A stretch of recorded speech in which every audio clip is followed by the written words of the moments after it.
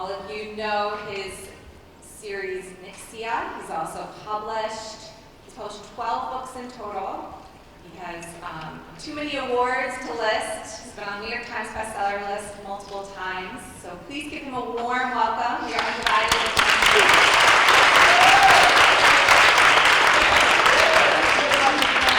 And make sure you put your phones away and no side chatter, please. Thank you. All right. It's good to be here with you today. I'm going to try not to unplug anything and not knock over that water. That's my main goal. So my name is Scott Reintgen. I'm an author. I make things up for a living. I get paid to have an imagination. It's a really sweet job. I love getting to do what I do. Before this, I was a teacher. So I taught high school English. I taught creative writing. I miss that a lot. I miss getting to be with students and talk reading and writing. So now I travel around the country and I do this. I've spoken at about 700 schools in the last 7 years. So this is kind of a big part of what I do. It's kind of speak at schools, write books, all that good stuff. Now, even though a lot of you have read Nyxia, I understand that when I come to a new school, I kind of start with understanding that most of you are looking at me right now, and you really don't have any idea who I am, right? I'm a random bald guy. Okay, so cool. We'll start there. I'll introduce myself a little bit, because I think it's nice to meet an author in person.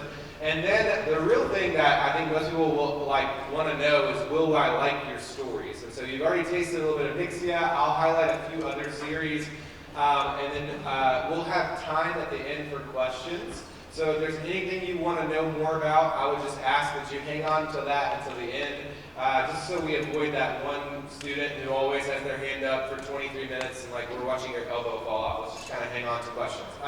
So like I said, I am an author. That's my main job. It's what I do.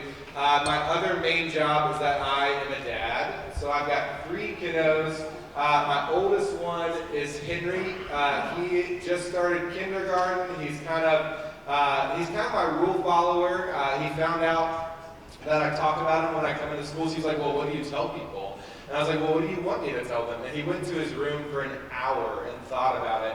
And he finally came out with this very serious expression. He was like, I need you to tell them that I'm really good at Legos. And so that's what he wants you to know.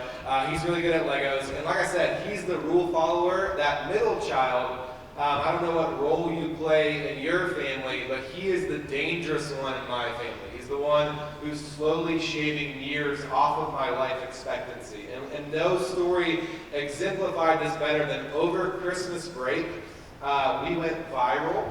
And when I say viral, my tweet was seen by about 10 million people. The story got seen by about 50 million people. We got interviewed by Good Morning America, which is kind of ridiculous. And it was not because my books were getting more popular or famous or whatever. It was because in the middle of the night, Christmas Eve going into Christmas Day, my son, he went downstairs and he unwrapped every single Christmas present. Wow. Right? Every single one. He didn't miss any of them because he was really excited about these Spider-Man web shooters he was going to get.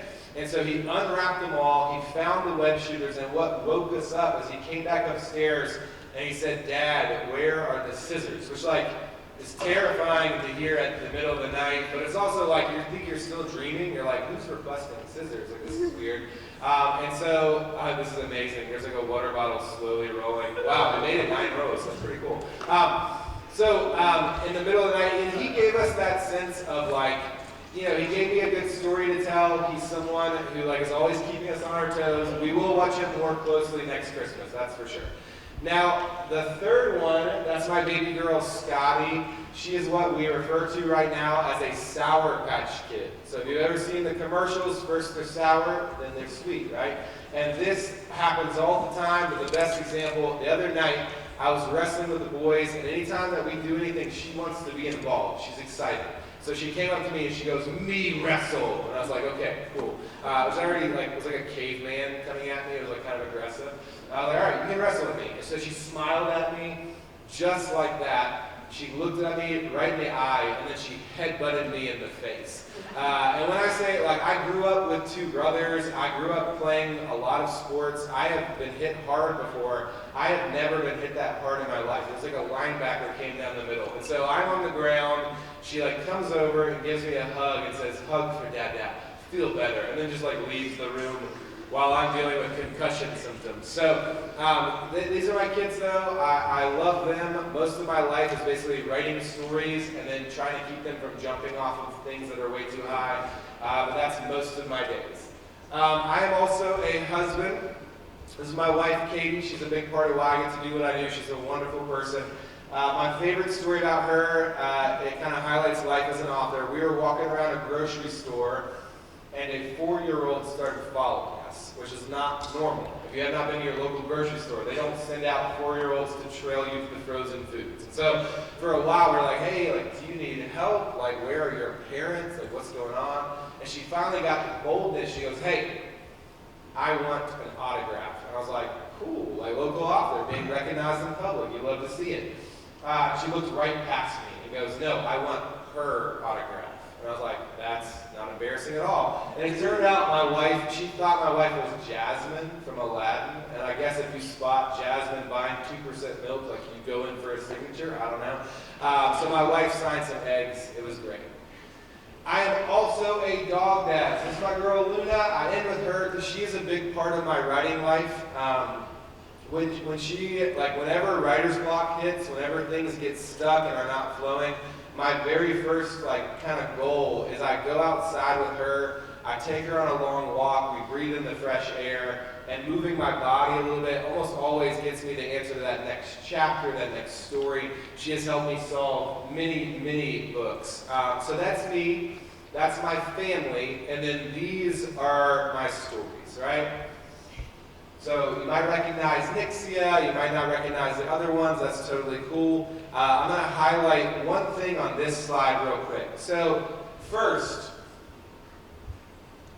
those top 2 rows are mostly what my books look like in the United States. So if you ordered it on Amazon, if you checked the book out from your library, those are the books that you'll find and how they'll look. The bottom row is really a lot of what Nyxia looks like in other countries. So those 3 middle ones, that's what Nyxia looks like in France. They even changed the title to it. It's not titled Nyxia.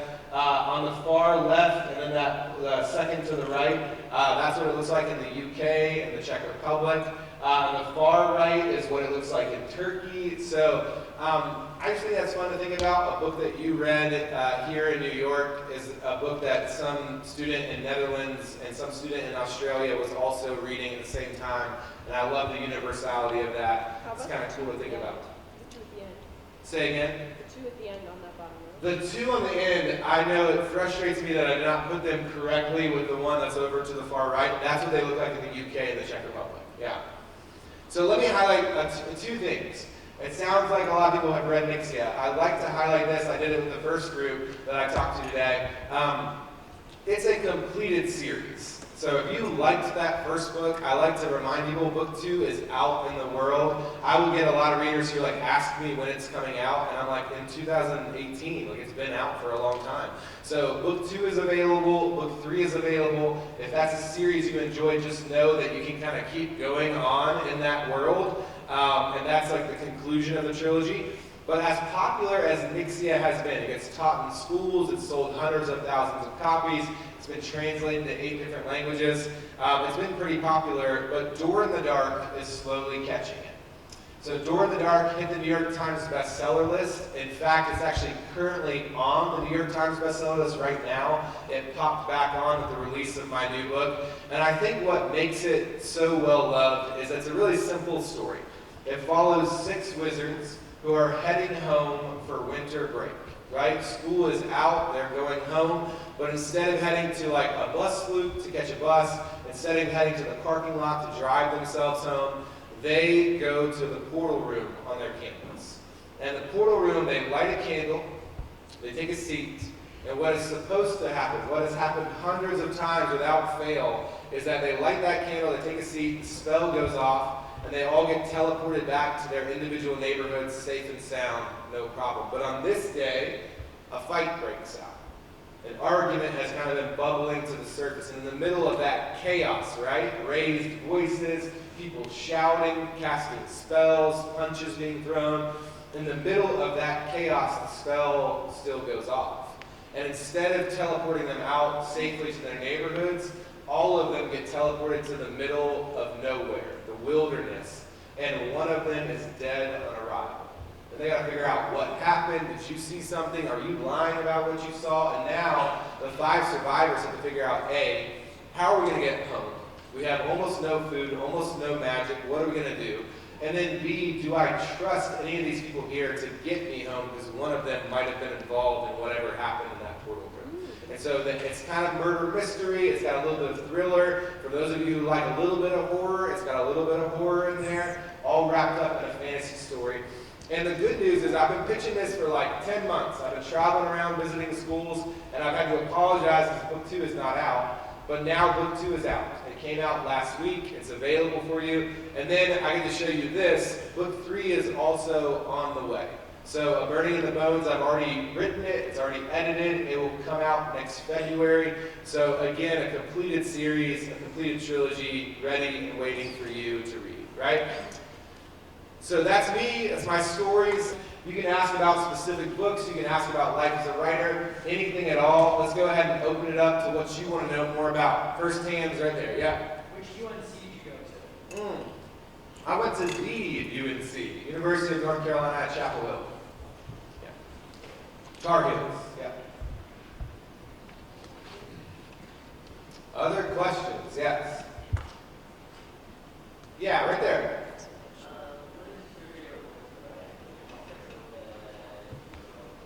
So of all of these, so I love writing sci-fi and fantasy. I always say if a dragon or a spaceship shows up, I'll probably have a good time.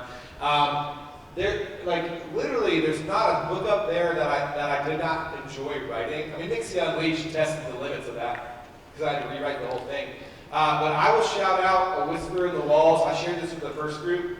That's the only book that I ever wrote and sent to an editor and had them say, hey, I don't have any big changes. It's pretty perfect the way it is. And that was like way easier than having to rewrite the whole thing. So Whisper in the Walls, I really had a lot of fun writing Last Dragon too. I think that's the coolest world I've ever come up with. But yeah. I saw a hand right here and then we'll hop over there.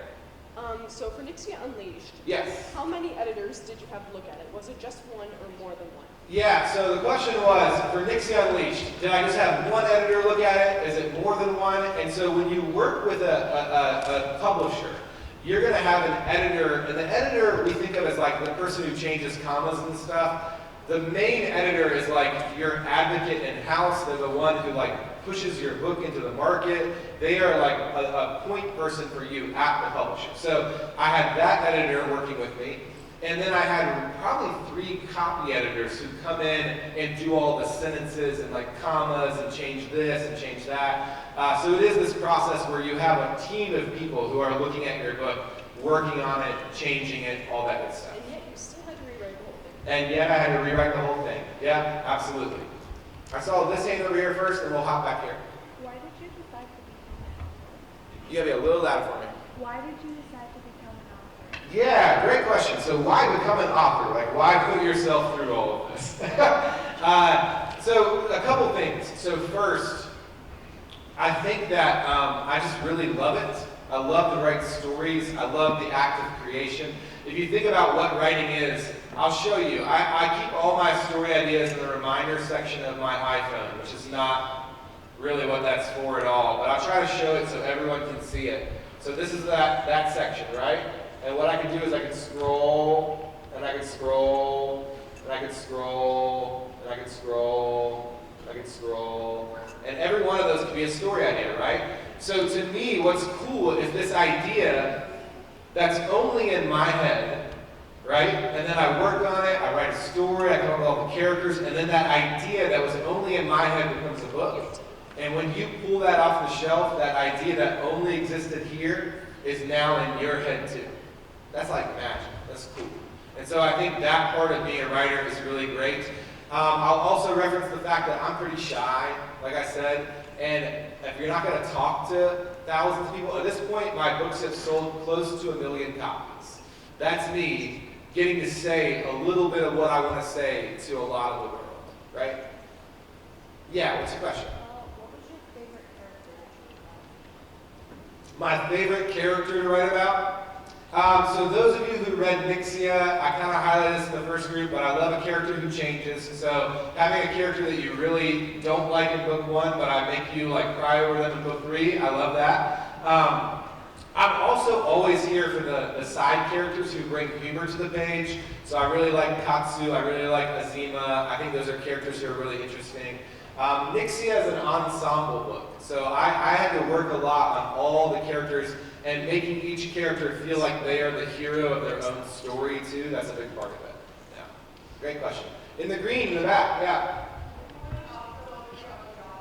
If I was not an author, I would 100% still be teaching. I always say I left my dream job to do my dream job. So I taught high school English and creative writing. I loved it. That's what I would be doing for sure.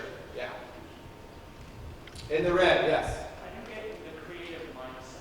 How do I get the creative mindset? So I am such a cliche. I go to a coffee shop, right, and I type real loud so people know that I'm working on an important manuscript. So for me, it's all about setting. I like to be in a place where no one's going to talk to me, but everyone's busy, right? So people are moving, doing their own thing. And then the other part for me is I really like the right music to be on. And so for me, if they're on YouTube, there's this one YouTube channel called Alex Rainbird Music, and they make a new indie compilation every single month. So it's all new music. It's the sound that I like, but it's new to me, so I don't know the lyrics. So it's like the perfect listen for writing, because it gets me in the right zone, but none of the words actually distract me, because I don't know them, right? Yeah. Other questions? Yeah, right here in the gray.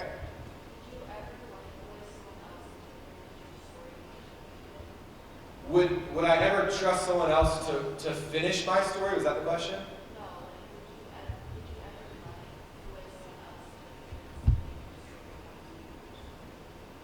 I'm so sorry. Just the hum of this. It's not you. It's the hum of the computer. Yeah. Hey, I've never been asked that. I've done this 700 times. No one's ever asked me that question. So have I ever liked the way that someone else interpreted my story better than the way that I did? Here's what I'll say. It's not about like interpretation or symbolism or anything like that. I have had people, like a character that I only cared a little bit about, I've had people come to me and say, this character like saved my life. I was in a bad place, and just spending a little time on the page with that character like kept me from like all those dark thoughts. And that's like wild to me, that someone can take something I made and it's so much more important to them than it was to me even. So that's maybe an example of that. And then the opposite time, so I had this one kid come up to me and he had this prediction for what Nyxia Unleashed would be. And he read the second book and didn't like it as much. And so he rewrote the entire book. And his teacher was like, do you want me to send it to you? I was like, no, I don't want to see it. Like, what if it's better than mine? No, thank you. Tell him to write his own story. And so I think it's always, and I do believe this, the second I finish writing my book, and when I hand it to you and it's yours, it's no longer mine. It's your book now. And what you interpret it as, if I did my job right, then you'll get what I was trying to do. But it's also, it belongs to you now. I don't get to have a say of how that book takes a place in your heart or your mind. It's not up to me, right? Great question. Great question. Yeah, over here. Why did you kill coyotes? Oh man. Okay. Is this a spoiler? Has everyone here read Nyxia to some degree? Unless you did, like, there's probably no spark notes. So there's a death in book 1. If you're unaware, there's a big death in book 1. And I talked about this with the first group. I don't take death lightly. I have had grandparents pass away. I've had cousins pass away. Death is a serious thing to me. I wrote that scene in book 1. I got to that moment where they open the door and they find what's in that room.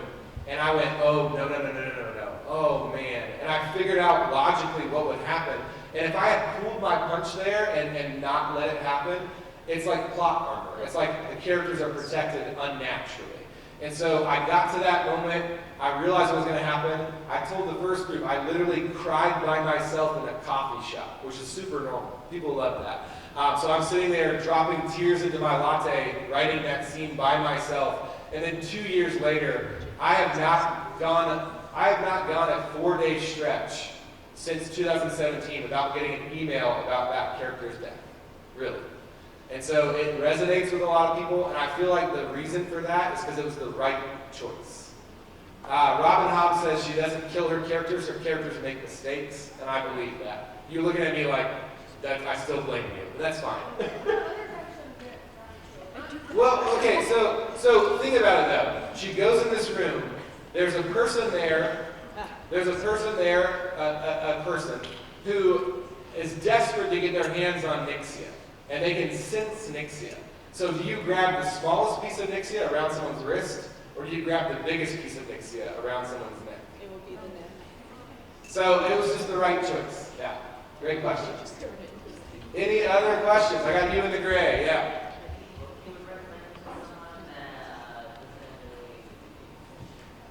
Any book I'd recommend someone, okay, so first, I think if you don't read a whole lot, one of my favorite books of all time that's very accessible, easy to read, easy to dive into is called Long Way Down. It's by Jason Reynolds. It's about this young kid who is about to go out for revenge. One of his friends just died. He's about to go out for revenge, and he's on an elevator heading out. So that's one. And then just to kind of like toot my own horn, if you like any of that up there, then I have a book coming out in October called The Last Dragon on Mars. I could not more suggest it to someone who really doesn't like to read. If you liked Nyxia at all, this is the most Nyxia-like book that I have.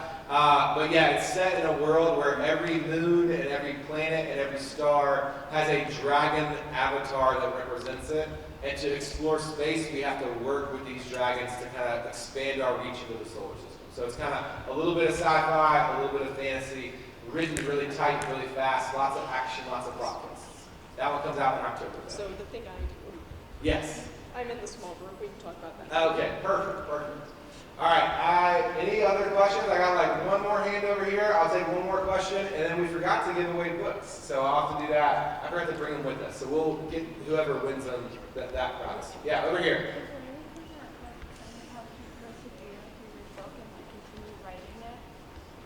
Is there anything that kind of helped you like persevere through your book that kind of kept you writing it and not like get?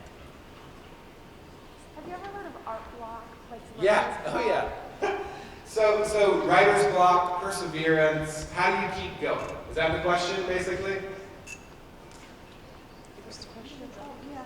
Does that sound okay? So for me, one little thing. It's a cheat code, and it doesn't help if you're already in it. But for me, I start my writing with yesterday. So if I wrote a page yesterday, I go back to the start of that page. I edit through it very lightly, just a couple word changes here and there. And by the time I hit blank page, I've got the voice, I've got the rhythm, I'm ready to go. And so that's one way I stave off writer's block. The other thing I told the first group is like, if you get writer's block, art block, anything like that, welcome to the club. It's hard to create things. And there's no author, I've probably met most of your favorite authors. I have never met someone who says, I can write any day, nothing ever is a problem. It's a common thing. And so it's giving yourself a little bit of grace and making sure you just kind of keep going at it. And then sometimes it's okay just to like take a break. It's okay to go for a run. It's okay to like walk a dog. It's okay to play with my kids and like focus on them. I try to do the normal things that unlock the rest of my brain, and that helps a lot too, right? Great question. Last chance. Anybody? Okay, I'm going to give away one book. If you're the winner, just make sure to come to the library later. I'll have a book that's signed, personalized to you, waiting for you in the library. I'm going to ask a question. The first person who gets this question correct is the winner. It's going to be a different question than my first group got, so it'll be a change. When I was in high school, heading into 9th grade, everyone at my high school, Cary High School, home of the Imps, wanted a particular pair of shoes. What brand were those shoes? Just show of hands, I'll call on people. I got the very, very back in the blue. Jordans were right after that. Good guess, but they were like kind of college era for us. In the black shirt. Converse is no. They resurged, but that was not my era. It's a little older. Not wheelies, no. Well, those did exist, but they were not like they weren't super popular yet. New Balance, great guess. Also not it. We're running out of brands. Air Forces? Air Force Ones, no. Great song by Nelly, but no. In the blue. Puma. Has Puma ever been the shoe? I don't know. I don't think so. In the back in the black. What was it? Adidas. Good guess. Yes, it's correct. Nice. All right. So I'll close it out with this real quick. I'm going to kind of hang out up here for a second, so if you have a question you didn't get to ask, feel free to come up and ask it. I also have a few signed prints that I can hand out, so if you're interested in that, come up and say hey. The last thing I always say is this though. I get emails from adults who will say, I love Nyxia. That don't matter to me. I care if you like it. So if you enjoy these stories, it means a lot. Thank you, y'all.